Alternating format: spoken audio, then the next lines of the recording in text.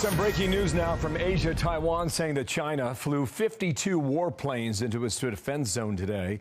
Beijing's largest such a show of force, ever. It's the third time, however, since Friday that China's Air Force has flown near the island, which it sees as a breakaway province, Taiwan. And it comes a day after the U.S. urged China to stop its provocations against Taiwan. General Jack Keane, chairman for the Institute of the Study of War and a Fox News senior strategic analyst. Nice to see you in person, sir. Good morning to you. Yep. Department of Defense saying U.S. commitment to Taiwan is rock solid. That is just crossing at the moment. You've been watching these developments. What do you think Beijing's up to?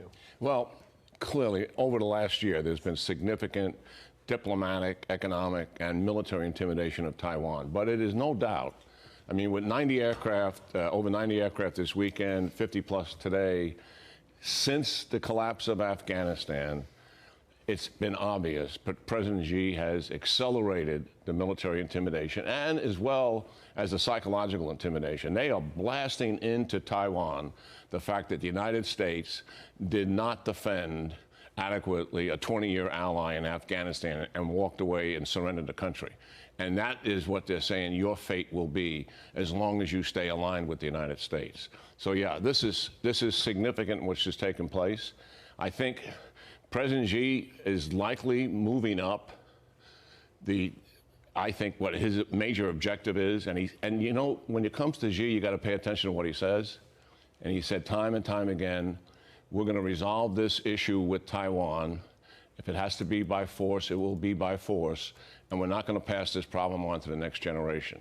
So it's likely, I think, it may be moving forward in terms of his intent to accomplish that. Not in the near term, Olympics next year, National Party Congress next year, and that's what they have every 5 years, where they'll likely extend him again in his tenure as the president.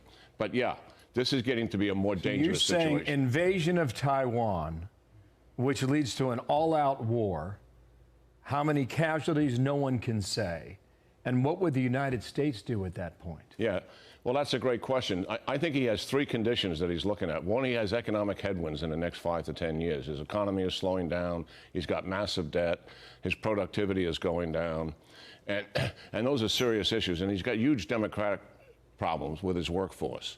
You know, with one baby only permitted in China for years, what that means, he's got 200 million people moving out of the workforce and into senior citizens to take care of over the next 10 years.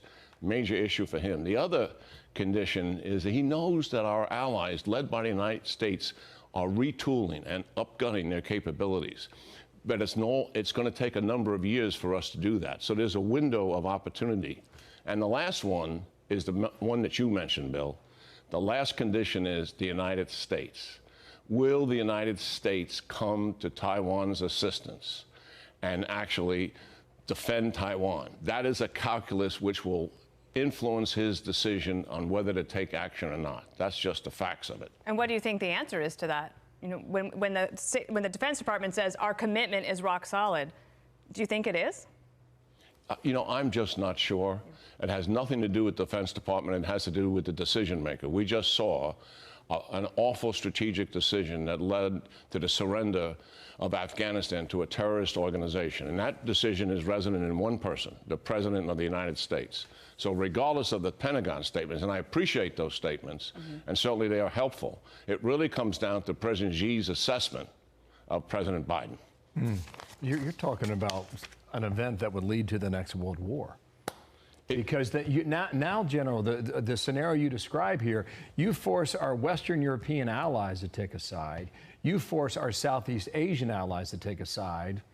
Australia, New Zealand, Korea, Japan. No, there's no doubt about that. And then listen, there's been some good things done. President Trump started the Quad, the informal alliance in the region with Japan, Australia, India, and the United States. President Biden has strengthened that. Right now, as we speak, when all these aircraft are flying, we have 2 aircraft carriers in the region. The United Kingdom has an aircraft carrier, a new one, their only aircraft carrier, the Queen Elizabeth. And the Japanese have an amphibious helicopter carrier in the region. So we have presence, and that is also sending a signal, certainly, to the Chinese and particularly to their military leaders. But yes, this is going to be a crisis, I think, that is going to get worse before Wow, it gets this is better. profound what you're saying here, General. We respect your views entirely. You know, but what we're describing here is the world going back to war at some point after 2022. I mean, that's profound. Xi is 68 years old, and you said at the beginning of this conversation, listen to what he says, and he has said repeatedly that this issue will be resolved. He has a tendency to do what he says. Yeah. But it may not lead to the all-out war that you're thinking of. What he could do is prop down on one of Taiwan's islands, which is closer to the mainland, with military capability. What are we going to do? What? Are we going to react to that or not? My reaction to that, put military forces into Taiwan if he does that. He could blockade a major port. All smallest steps to break the resolve and will of Taiwan. He could go for what I call a quick kill, and that is massive air and missile attack, going after the National Command Authority and the elites inside of Taiwan, and force a surrender very quickly in 2 to 3 days. Or he could do what you're suggesting is an all-out attack. And now he does have enough amphibious ships. He didn't have for a number of years enough amphibious ships to conduct that invasion. He's built a lot of commercial carriers, not just the gray hulls of his Navy, like we do. When we move our troops overseas, we use more commercial carriers than we do Navy hulls. And he's got all of that now. Well, everything that you warned us about in Afghanistan came true, so you are obviously worth listening to. Also, congratulations to you and your Yankees. Yeah, we're in for a fight. There's no doubt about it. We're going up to play the dreaded Boston Red Sox. God bless them. And we always play good baseball. I was happy and for you. Congratulations on 25 years of Fox. Right on. Thank you. Well, thanks for being you're a big part of it. I'm honored to be a part of it. You're a part of it. Thank you. As are we.